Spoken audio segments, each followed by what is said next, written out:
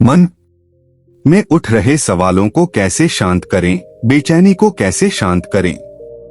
इस कहानी में मैं आपको 4 ऐसी आदतों के बारे में बताने वाला हूं जिसे आप अपने जीवन में अपनाकर एक अच्छी जिंदगी जी सकते हैं और अच्छे कामों में अपना जीवन व्यतीत कर सकते हैं।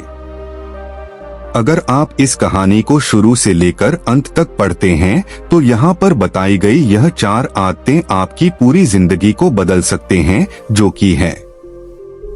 दूसरों के मन को पढ़ना छोड़ दो। ये सोचना कि असफल हो गए हो तो लोग हंसेंगे। समय को काटना छोड़ दो।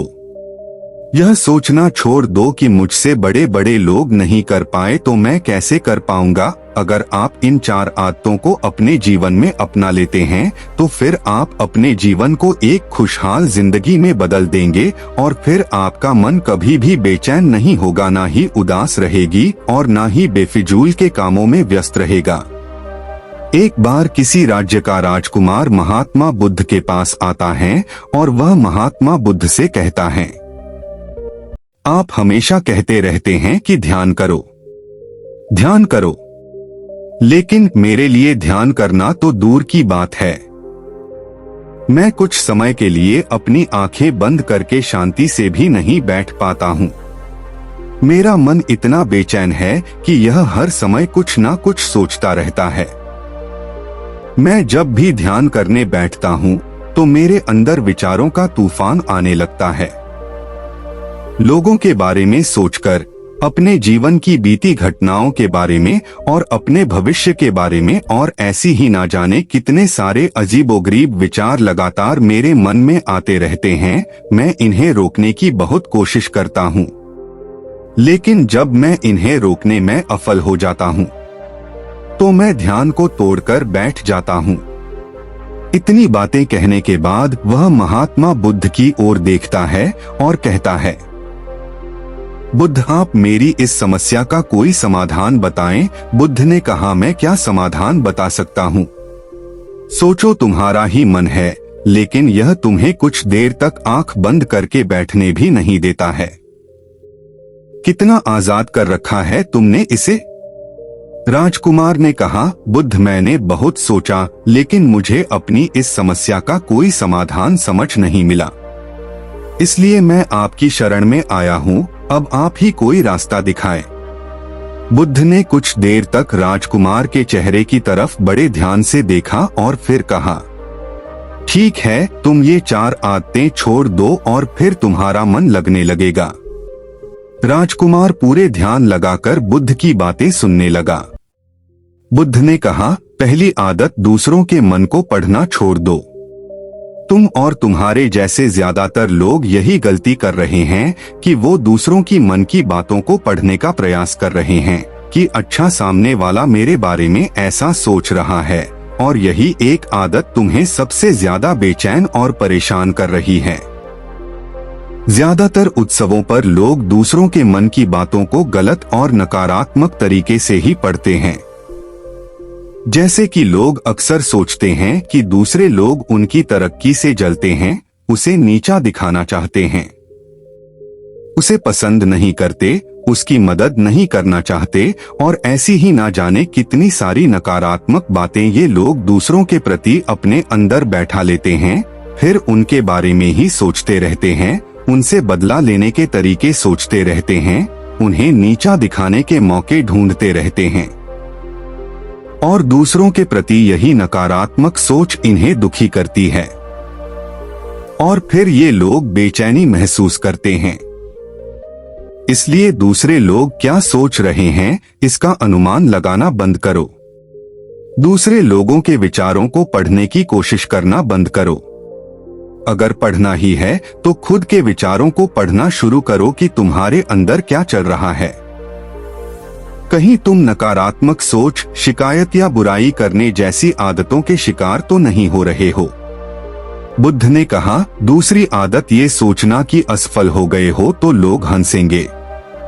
हंसने दो।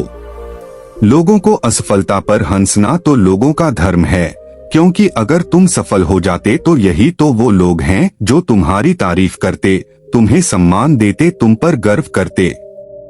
अगर तुम अपनी सफल होने पर दूसरों से तारीफ की उम्मीद करते हो तो अपनी असफलता पर उनके हंसने से तुम्हें दुखी नहीं होना चाहिए। और समस्या ही यही है कि हम इंसान असफलता को बुरा मानते हैं, जबकि असफल होना सफल होने से भी ज्यादा जरूरी है।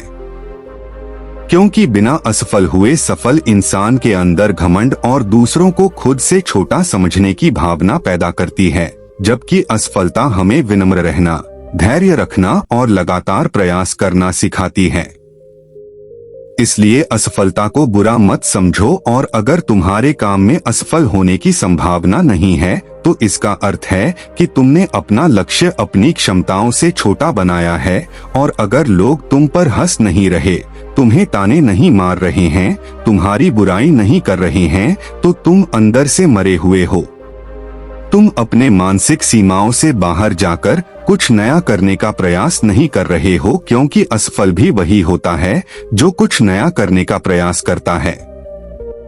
और एक बात हमेशा याद रखना, अगर तुम्हारे अंदर असफल होने का साहस नहीं है तो तुम कभी भी तुम बड़ा लक्ष्य हासिल नहीं कर सकते जो तुम करना चाहते हो। इसलिए असफल होने और लोगों के हंसने से डरना बंद कर दो। बुद्ध ने आगे कहा, तीसरी आदत, समय को काटना छोड़ दो। लोगों को लगता है कि वो समय को काट रहे हैं, लेकिन असल में समय हर बार उन्हें काट रहा है।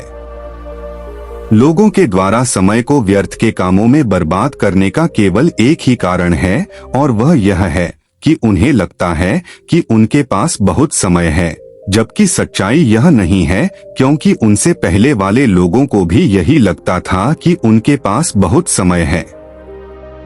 लेकिन उन्हें पता नहीं चल पाया कि कब समय बीत गया और उनका बुलावा आ गया, और जब तक उन्हें अपनी गलती का एहसास हुआ तब तक समय उनके हाथ से निकल चुका था। बस पश्चाताप रह गया था कि सारा जीवन व्यर्थ के कामों में बर्बाद कर दिया, और फिर वो चले गए इस दुनिया से बिना खुद को जाने, बिना इस जीवन की सच्चाई को समझें। इसलिए जब तक यह जीवन है, इसे अच्छे कामों में लगाओ। खुद को जानने में, दूसरों की मदद करने में, लोगों को सही राह दिखाने में, मानवता के कल्याण में, और दूसरी बात, समय को बर्बाद करने से आज तक किसी को खुशी नहीं मिली है। हालांकि समय काटने से तुम्हें क्षणिक खुशी तो महसूस हो सकती है, लेकिन जब तुम्हें होश आता है और तुम देखते हो कि कितना सारा समय बर्बाद किया जा चुका है, तब तुम्हें खुद पर क्रोध आता है और तुम पश्चाताप के भाव से भर जाते हो, और फिर यही पश्चाताप का भाव तुम्हारे अंदर तनाव पैदा करता है और तुम बेचैन हो जाते हो और लगातार अपनी उस गलती के बारे में सोचते रहते हो। फिर तुम्हारा किसी भी काम में मन नहीं लगता और तुम उदास रहने लगते हो, और यह चक्र लगातार चलता रहता है, जिसकी शुरुआत हुई थी समय को काटने से। इसलिए समय को काटना बंद करो और वो करना शुरू करो जो जरूरी है। बुद्ध ने कहा, चौथी आदत, यह सोचना छोड़ दो कि मुझसे बड़े बड़े लोग नहीं कर पाए तो मैं कैसे कर पाऊंगा। असल में दूसरों से खुद की किसी भी चीज में तुलना करना ही व्यर्थ है। सबकी परिस्थितियां अलग हैं, सबकी सोच अलग है। और क्या हुआ, अगर दूसरे नहीं कर पाए तो हो सकता है कि तुम ही कर जाओ, क्योंकि अक्सर वही लोग इतिहास रचते हैं जिनसे ज्यादा उम्मीद नहीं होती, और फिर हो सकता है कि जिसे तुम बड़ा समझ रहे थे, जिसके लिए तुम सोच रहे थे कि उसने बहुत मेहनत की है, बहुत प्रयास किया है, उसने कभी उतना प्रयास किया ही ना हो, केवल मेहनत करने का दिखावा किया हो, क्योंकि ज्यादातर लोग कभी उतनी मेहनत करते ही नहीं हैं जितनी उन्हें अपने लक्ष्य प्राप्ति के लिए करनी चाहिए, और दूसरे लोगों के सामने यह दिखाने का प्रयास करते रहते हैं कि मैंने तो बहुत मेहनत की थी, लेकिन मेरी किस्मत ही खराब थी। और यही वो लोग हैं जो दूसरों को बातों ही बातों में कहते रहते हैं कि जब इतनी मेहनत करने के बाद मैं सफल नहीं हो पाया, तो तुम कैसे हो पाओगे। लेकिन अंदर ही अंदर यह इस बात को जानते हैं कि उन्होंने कभी उतनी कोशिश नहीं की थी जितनी उन्हें करनी चाहिए थी। ये बस दूसरों की नजरों में अपनी इज्जत बचाने के लिए और इस डर से कि कहीं दूसरा व्यक्ति इनसे आगे ना निकल जाए।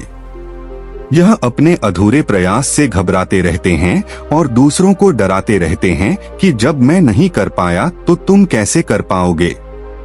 इसलिए किसी दूसरे असफल व्यक्ति को देखकर ये सोचना छोड़ दो कि तुम यह सफल हो जाओगे।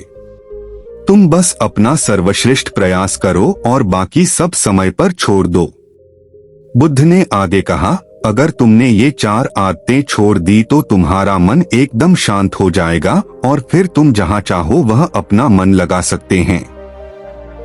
इतना कहकर बुद्ध मौन हो गई और राजकुमार को भी अब समझ आ चुका था कि उसे क्या करना है।